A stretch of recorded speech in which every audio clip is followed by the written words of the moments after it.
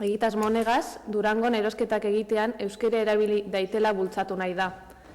Eta herritarrak parte hartzera erakarteko euskarazko aplikazioak daukazan 6 iPad 2 zozketatuko dira parte hartzen daben guztien artean.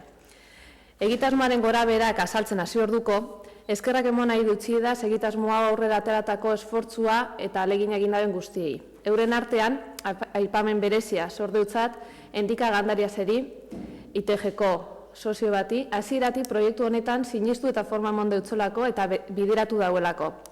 Berarekin batera, hainbat voluntari ibili dira proiektuko garapenaren fase ezberdinetan be, eta eureri sordotzien nire eskerri beroenak. Azkenik, eskertu Durangon eta Anboto herri komunikabideak be, bat egin izana egitasmoa ezagutzera emoteko. Eta baita, Berbare Euskera elkarteari be. 100 urtetan jendeak Durangon erosi dau, Durangoko merkataritza txikietan, eta gure amamaitek euskeraz erostea bien edo saldo itea bien produktuak. Eta, hori berreskuratzea, gune hori, eremu hori berreskuratzea garrantzitsua da Durangarrentzat, baina oso garrantzitsua da euskararentzat. Pentsetan dugu, 28.000 biztanleko gune honek oso era berezian daukala gure den saila edo esparrua, eta oso barneratuta daukagula Durangarrok dendak eta merkataritza txikia gure auzoetan eukitea bizitza, eukitea gure kaliek bizitza eukitea dela.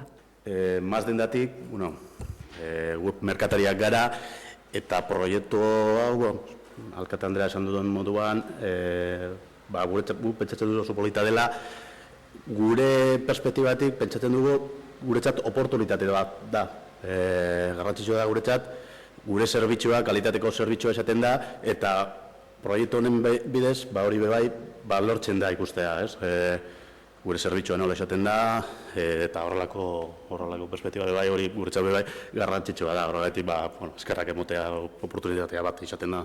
Durangaldeakin nahiko erlazio estua izan dugu azkenengo urteetan, gure lana dela eta nola itxazateko baita ere, gure gendune erantzutea izan dago konfidantza horrei, eta aukera haue aurkeztu zitzaigun, eta pentsa gendun begionez guztia, eta behintzate aukera izatea nola ez ondakoa.